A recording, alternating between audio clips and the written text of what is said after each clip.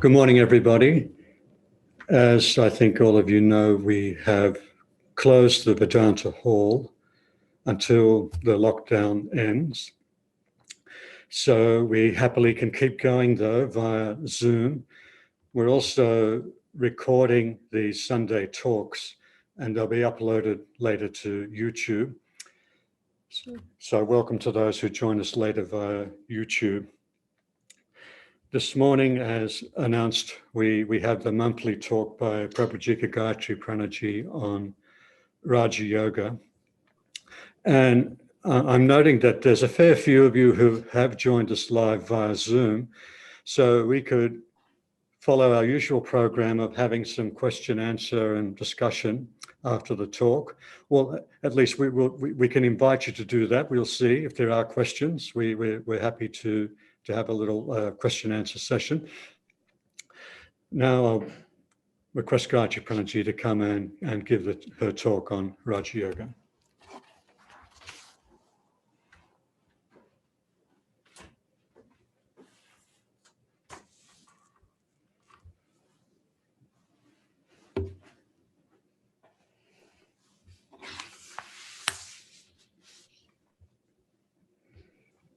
Om Sahana Vavatu Sahanau Bhunaktu Sahaviryam Karavavahai Tejasvinavadhitamastu ma vidvishavahai. Om Shanti Shanti Shanti. Om. May Brahman protect us both, the teacher and the disciple. May he nourish us both.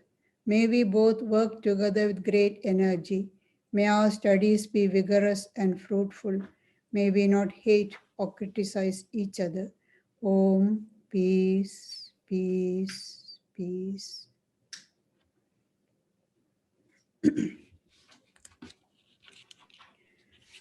We are continuing with the chapter 3 of the Yoga Sutras of Patanjali. In the third chapter, it's called the Yoga of powers, but he starts with the last three parts of the Ashtanga Yoga, what we call the inner part of the Ashtanga Yoga, the last three steps: dharana, dhyana, and samadhi, concentration, meditation, and deep absorption. We saw that last class we did dharana. Dharana is fixing the mind on a certain point or part of the body to the exclusion of other parts. To have that state, we have to be established in a practice of pratyahara, withdrawing the mind, checking the outgoing powers of the mind. Whenever the mind runs out, bring it back and put it on the point where we want to concentrate. When that is done, and which is the hardest part, checking the outgoing mind, controlling the mind, withdrawing the mind, it's very hard. It's a constant struggle. When that is done, then the practice of dharana becomes a lot easier. I wouldn't say it is easy, it becomes easier, that's all. The mind, we are able to keep on one particular point, but then the mind wanders away. Unwanted thoughts come in, unconnected thoughts not without any connection with the object of meditation comes in and distracts the mind, and the concentration is disconnected. So when that happens, the dharana is broken, and we have to bring the mind back again immediately. Thus, to reach the stage of dharana, we have to control the mind and detach the mind from other impressions, other thoughts which come and disturb. When we are able to do that, when we are able to continue to hold the mind on that one point or idea, that is dhyana or meditation. So the second sutra of the third chapter says, Tatra pratyaya ekatanada dhyanam, an unbroken flow of knowledge. In that object is dhyana or meditation. We have to remember here, note this one point, the unbroken flow. There is no break. That is meditation, that is dhyana. We usually use the term dhyana very loosely. Sitting quietly, we say, oh, I'm meditating. Or just relaxing, or even trying to concentrate, we say we are meditating. That's not meditation. Real meditation is when the mind is completely free from all other thoughts. We are able to fix the mind on one object, one point, on one idea, and hold it there. Not just keeping the mind there, but hold it there for longer time and continue to hold it there. Then we can say that's meditation. Even one is able to concentrate. In the beginning, real dhyana is for a very short time, not even a second in duration. The mind gets concentrated and immediately it goes off. And we are not able to keep it there. So in the early stages, it's a constant struggle. We are trying pratyahara, trying to bring the mind back again and again. We need a very strong willpower and say, I shall not allow the mind to run here and there. So concentration of mind is the key to open the higher realms of yoga. We have to gain it through steady practice. Nobody can give us concentration of mind. We have to practice ourselves and gain it. It happens unconsciously. We say we are not able to concentrate. When we're speaking about concentration and meditation, people often say, oh, I'm not able to concentrate. But I can't concentrate. We often concentrate on the things that we like to do, but that's unconsciously. We concentrate unconsciously when we are forced to do certain things or out of necessity or things that we really enjoy doing. We are concentrating fully. But when we develop this power of concentration consciously, deliberately, and then we have the thoughts under our control. And wherever we put the mind, we get the results. Usually the rays of the mind are all dissipated, going in all directions. But when we can gather them together and focus it on one object, then that lights up the soul. Swami Vivekananda says, the concentrated mind is a lamp that shows us every corner of the soul. The concentrated mind is a lamp which shows every corner of the soul. The light shines in every part. It's like the sunbeams being concentrated or focused using a lens. If you put a piece of cotton wool in the sun, it doesn't burn. But with a lens, if you can focus the sunlight, beams of sun rays onto the cotton wool, after a minute or two, you can see it start burning. Whereas the ordinary sunlight cannot do it, it's dissipated. The power of the mind is like that. Ordinarily, it is dissipated, going in all directions. We concentrate it and focus it on the object of our meditation. In the Bhagavad Gita, Sri Krishna speaks about Vyavasayatmika Buddhi, the understanding directed to a single object. And he compares that with the Avyavasayika. Avyavasai, that's the person whose mental energy is all dissipated.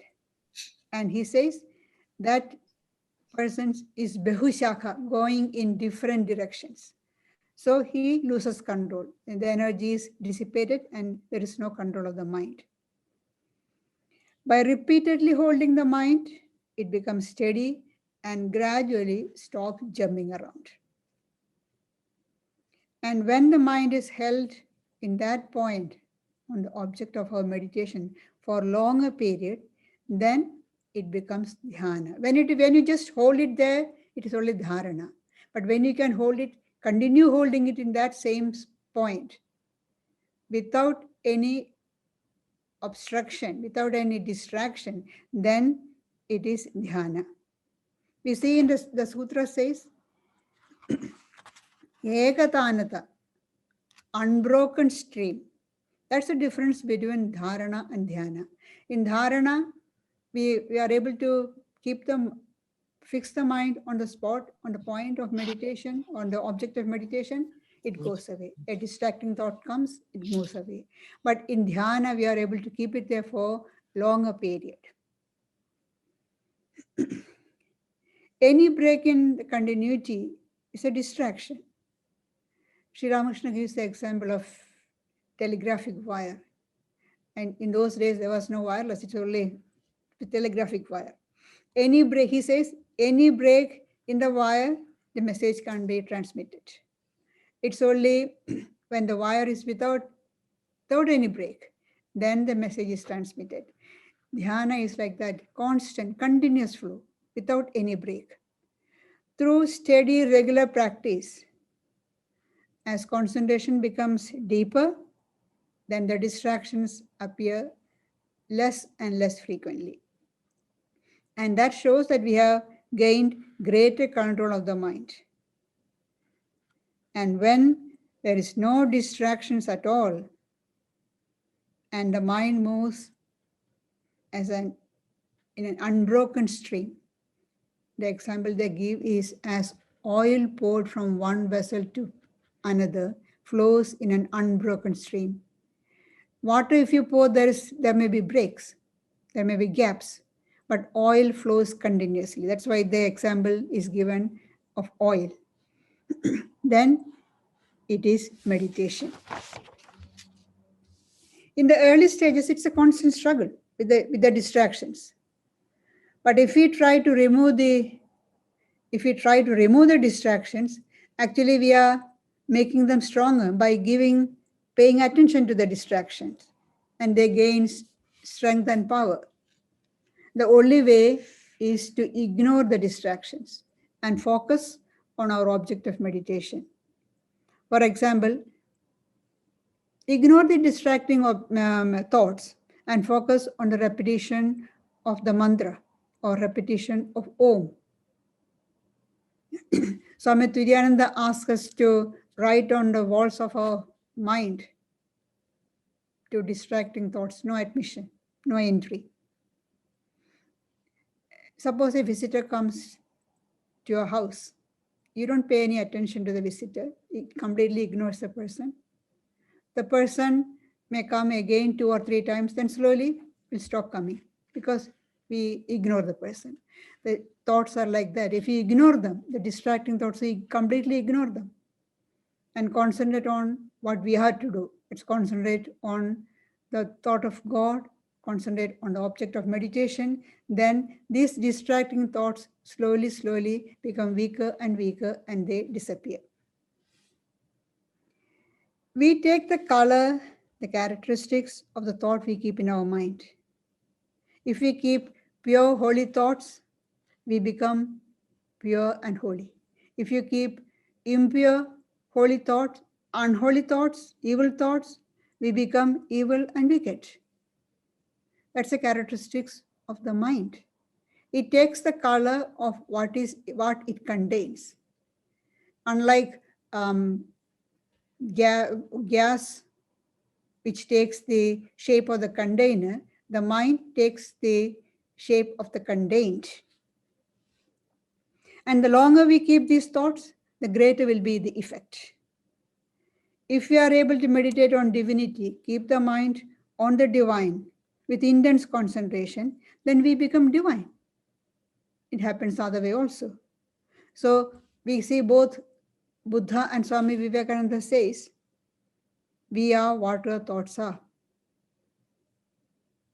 We are what our thoughts make us. So take care of what you think. And if we keep the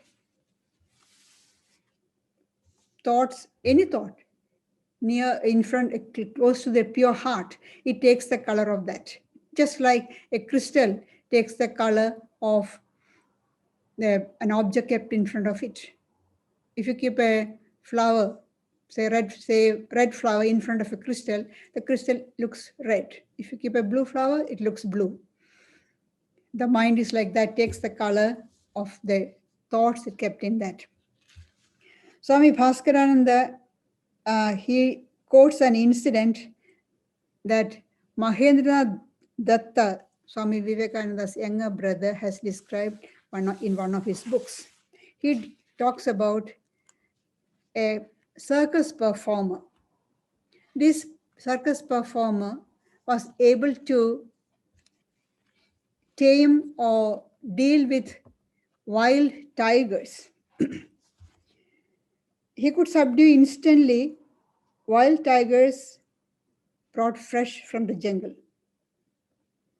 As soon as he enters the tiger's cage and stares at the tiger would behave like a kitten. Everybody was amazed at this. So Mahendra Datta also was surprised seeing this. So afterwards he asked the performer, how do you do this? How do you achieve this miracle or seemingly miracle thing? The man said, a few minutes before entering the tiger's cage, I start thinking with great concentration that I am a tiger, only much bigger and more powerful than the one in the cage. Thinking intensely in this manner, when I enter the cage, the tiger becomes subdued by my presence and starts behaving like a kitten. The tiger is seeing a much bigger and more ferocious tiger in this man, and it behaves like a kitten. Mahendra Datta became curious and asked the man whether he could show that, his technique. The performer agreed and sat on a chair. He shut his eyes and seemed to become absorbed in intense concentration. Within a few minutes, his face started changing. It acquired a strange and ferocious look. The transformation was so abrupt and scary that Mahendra Datta became alarmed and asked the performer to stop whatever he was doing. Even after stopping, the performer took quite a while to regain his usual mental composure. So that shows, if you are thinking of a tiger, you for the time being, you become like a tiger. If you are thinking of holy thoughts and keep it in for a longer time in your mind, you really become divine. We see that in the life of Holy Mother, after Sri Ramakrishna's passing away, Holy Mother went on a pilgrimage to Benares and Vrindavan, and she spent almost a year in Vrindavan. Swami Yogananda was there, and he says that often Mother's behavior was just like Sri Ramakrishna's. And when they asked her questions, she replied in the same way Sri Ramakrishna did, giving the similar examples, the manner of speaking, everything was just like Sri Ramakrishna. Thinking of Sri Ramakrishna, she has become almost like Sri Ramakrishna. Concentration meditation can be of two types. Concentration on a thing, an object, a holy symbol or personality according to our own faith and conviction. Raja Yoga does not prescribe the same method for all. We choose the object of a meditation, the way we want to meditate according to our temperament and liking. That's why we have the ideal of the chosen deity. In the second type of meditation, concentration meditation, the concentration is without an object.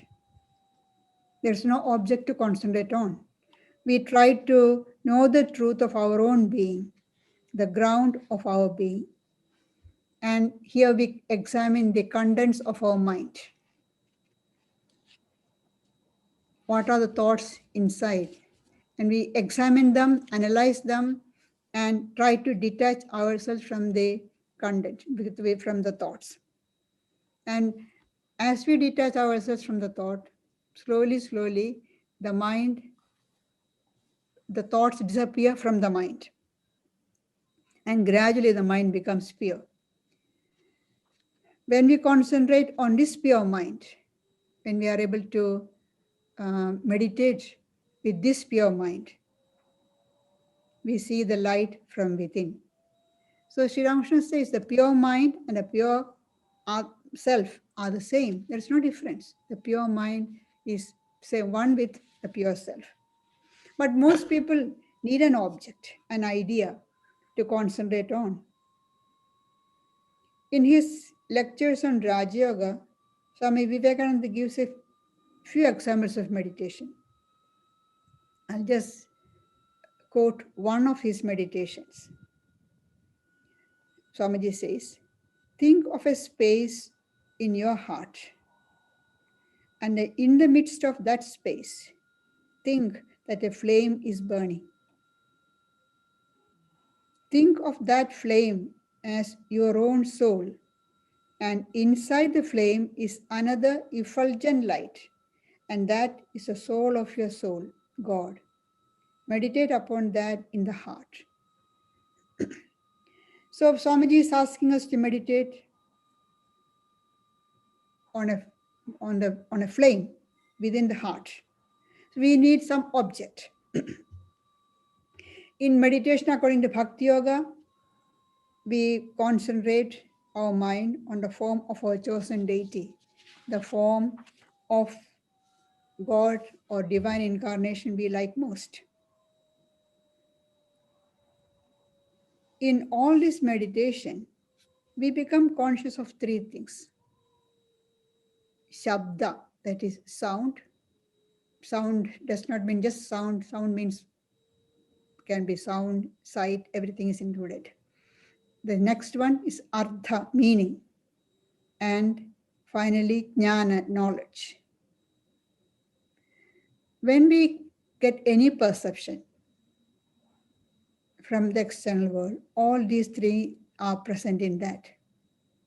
Say, we say, we hear a sound or see something outside.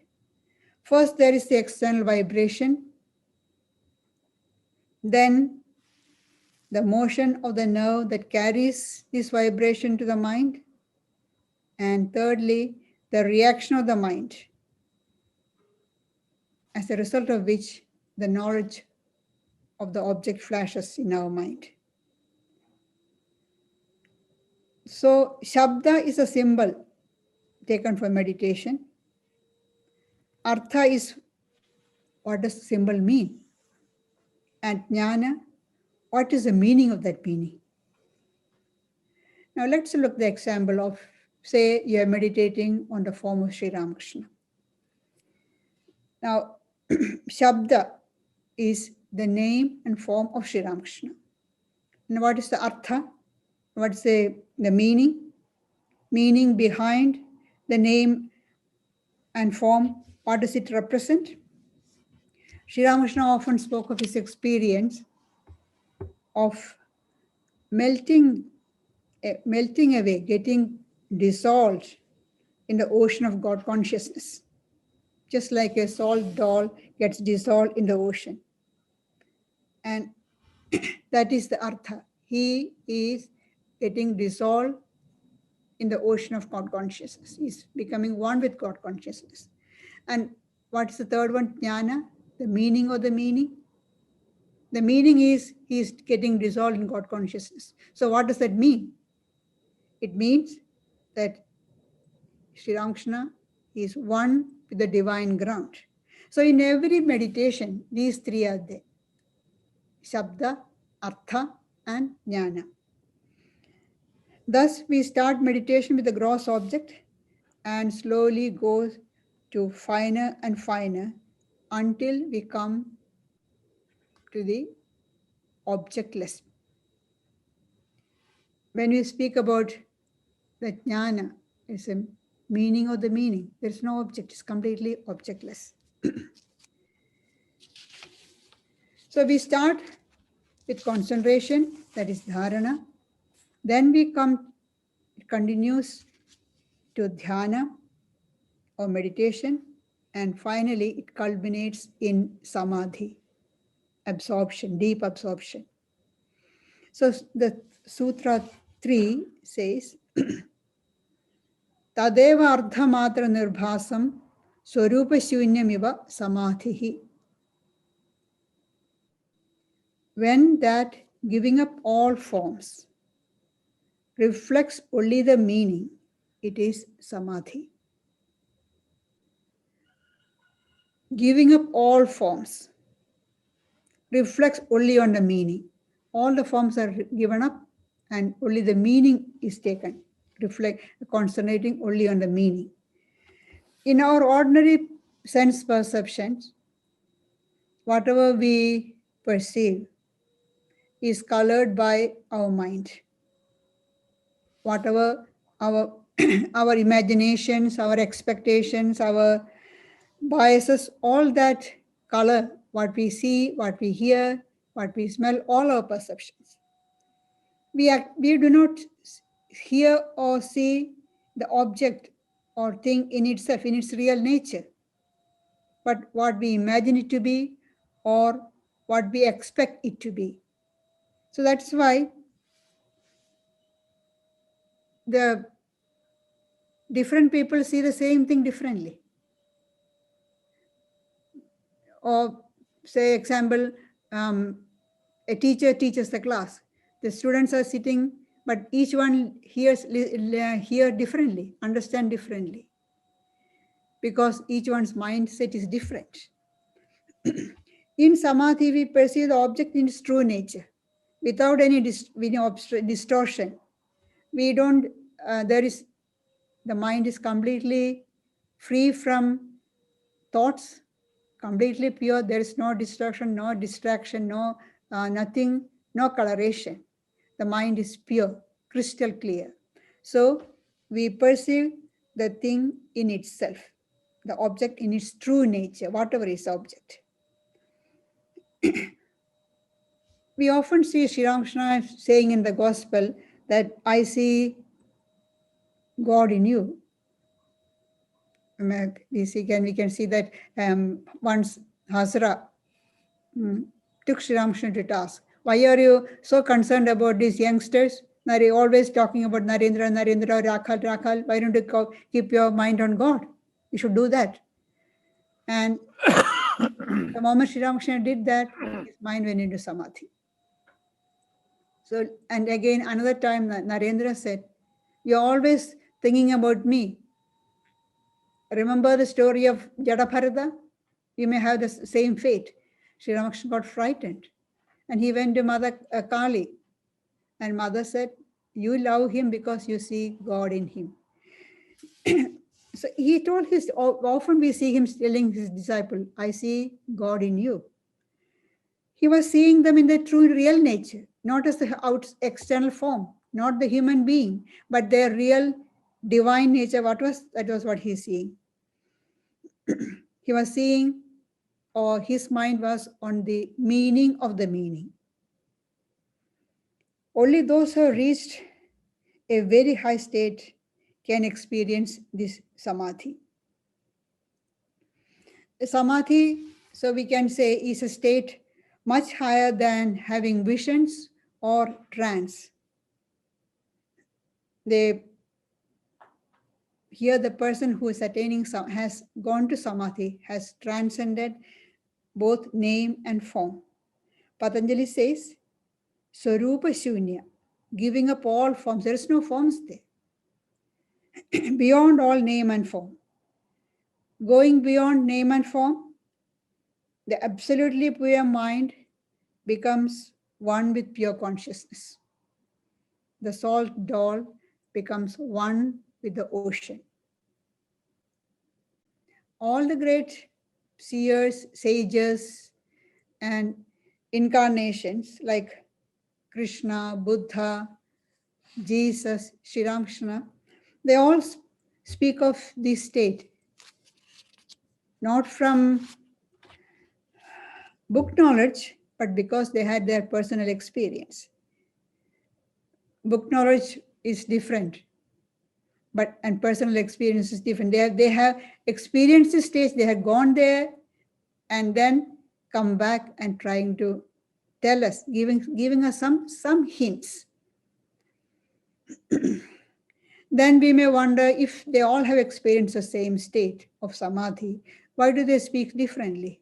If you look at the teachings of these great teachers, we don't see the same utterances. They speak differently.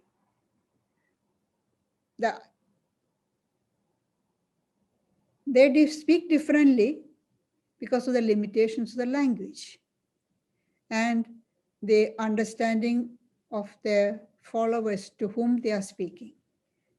They cannot just give the highest teaching in their way. It should be suitable for the people to whom they are addressing. You cannot feed a grown-up person's food to a baby. You had to adjust accordingly. The great teachers come down to our level and give us instructions so that we can understand. And again, they are trying to express a state beyond the reach of speech and mind. So there is again another limitation of language. It's very hard to express. We can see that Sri Ramakrishna tried again and again to describe the experience or what he experienced in the state of samadhi.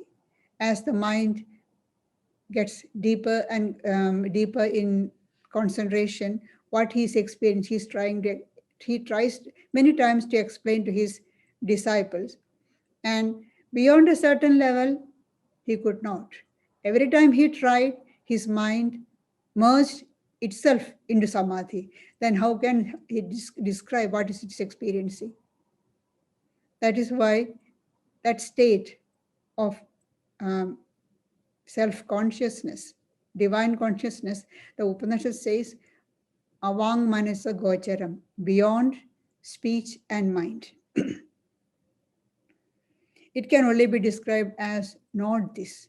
It is not this, it is not that experience, this is not this. But what it is cannot be explained because the mind cannot go there, mind gets dissolved. As Sri Ramakrishna says, the salt doll went to measure the depth, but as soon as it stepped into the ocean, it got dissolved. Then who will come and give that information how deep the ocean is? The mind gets dissolved. My mind gets merged in the divine consciousness. So dharana, dhyana, and samadhi are 3 stages. We can say it's the same concentration, but in dharana there is obstructions. This mind is concentrated, again it disturbs. Distracted, goes away. Dhyana, there is a longer period of concentration. We are able to keep the mind on that object of meditation, object of concentration for longer period. It is dhyana. And when that dhyana continues without any object, without any name and form, the objectless concentration, meditation, that culminates in samadhi.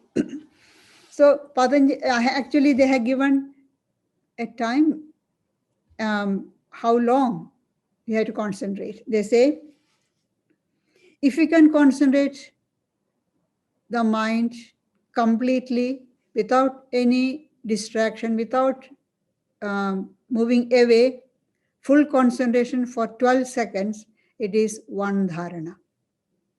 Such a short time. We feel, oh, that's very easy. But when we try, we see that real concentration in the beginning, it's not even for a second. The mind goes away. And 12 dharanas, 12 such dharanas is one dhyana.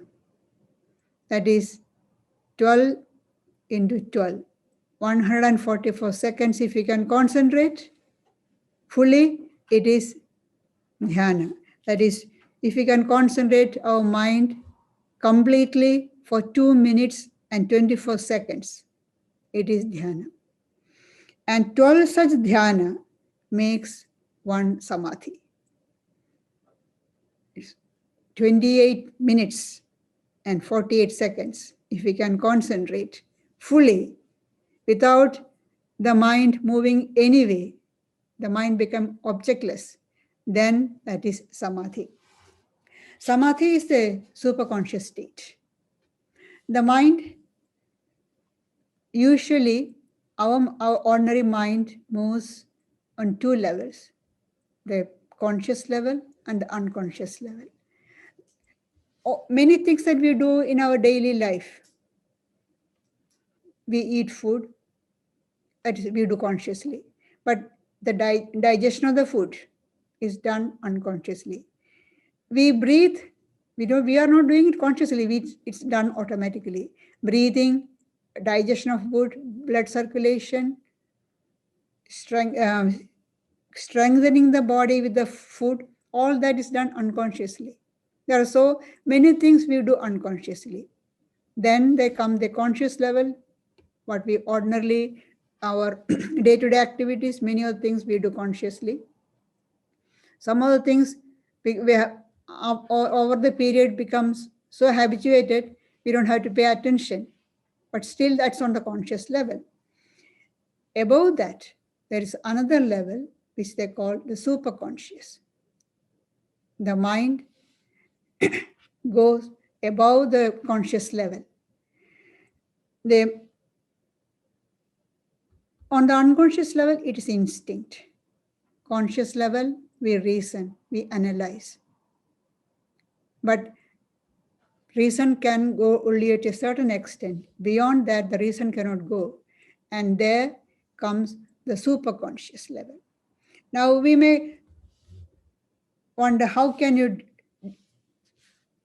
distinguish between the superconscious and the unconscious? In the unconscious level, there is no ego. Ego is not working there. The unconscious activities are not accompanied by a sense of ego. I sense is not there. On the conscious level, there is always the sense of ego. I do, I breathe, I sleep, I walk, I talk. And again, they say that on the superconscious level, there is no sense of ego. So what's the difference between the unconscious level where there's no ego and the superconscious level there is no ego? What is it? How can you know whether it is the unconscious level or the superconscious level? Swamiji says, if you go to the unconscious level and come out of that, there is no change in our character, there is no gain in knowledge. But if you go to superconscious level and come out, there you attain the highest knowledge. A fool goes to sleep, which is unconscious level, comes out a fool. A fool goes to do superconscious level, to samadhi, comes out a sage. That's the difference between the unconscious level and the superconscious level. And the superconscious level is termed as samadhi. And there are different levels of samadhi, which we have dealt earlier in the first chapter. Patanjali has described the different states of samadhi. Mainly two types of samadhi he has described. Samprajnata samadhi with savitarka, nirvitarka, savichara, nirvichara, sananda, asmita. And then asamprajnata samadhi, that is samadhi without any thought, without any seeds. In or other terms they use is Sabija Samadhi and Nirbija Samadhi, Samadhi with seed, Samadhi without seed. That is, these Samprajnana Samadhi that we have dealt earlier, when you go into that Samadhi, that's not the final state. You come back afterwards. Come back and again get involved in life. Whereas in Asamprajnana Samadhi, seedless Samadhi, there is all the impressions are burned out. There is no more rebirth once you enter into the Samadhi. In Vedanta, they call it Nirvikalpa Samadhi. Sri Ramakrishna says a person who experiences Nirvikalpa Samadhi cannot continue in life. The body falls off after 21 days. For the momentum of the prarabdha karma continues, momentum of that actions which have started bearing fruits in his life continues for a few more days, and then the body falls off. The exceptions are the Ishvara Kodis, special people who are born with a special mission in life, like in divine incarnations, great teachers. They go to this, have Nirvikalpa Samadhi or Nirbija Samadhi, without seeds. Still, they come back and live in the world for the good of the world as great teachers. Sri Ramakrishna gives the example of Shankaracharya, but his own case is an example. Case of Swami Vivekananda is another example. They all experienced this Nirvikalpa Samadhi, came down again to the ordinary plane and worked for the good of the world. I'll just make some announcements. We've got the spiritual evening coming up this Friday night, 2nd of July. And what I'm working on and hoping to start is a series drawing on this book, The Science of Happiness. I realize this camera reverses everything, doesn't it? But it's called The Science of Happiness According to Yoga Vedanta. It's based on a brilliant series of lectures given by Prabhajika Divyananda Pranaji, a nun of the Sri Sharadam, based in the New Delhi Center. And it's a very scientific approach to happiness, drawing on Yoga Vedanta, drawing on philosophy, positive psychology, and neuroscience. So I thought it'd be very interesting to dip into this book and use it as a source for a series of discussion topics over the coming months. Divyananda Pranaji gave these talks back in 2018, and they're up on YouTube. They're very, very popular talks. Thousands and thousands have viewed these talks. But there's a lot of interesting material to dip into in this book. And we'll bring in relevant teachings and quotes from other sources as well. And so that'll be this coming Friday night.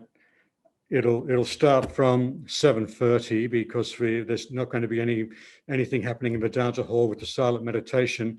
So the discussion time will start from 7:30 this Friday night. Then next Sunday we have the Gospel of Sri Ramakrishna talk, the monthly talk. So again, that'll be via Zoom and then recorded and put up on YouTube later. And then we've got on the 9th of July, the Bhagavad Gita discussion. That will, of course, still be via Zoom. We're assuming we're still on lockdown at that time. And then we will see what happens after that. Maybe the lockdown will be lifted as the government's hoping. And we'll be back in Vedanta Hall for the talk on the Sunday, the 11th of July. So in the meantime, thank you for joining us this morning. Keep safe, keep well, be positive. We're all going to have a bit of a retreat for a couple of weeks. Bye for now.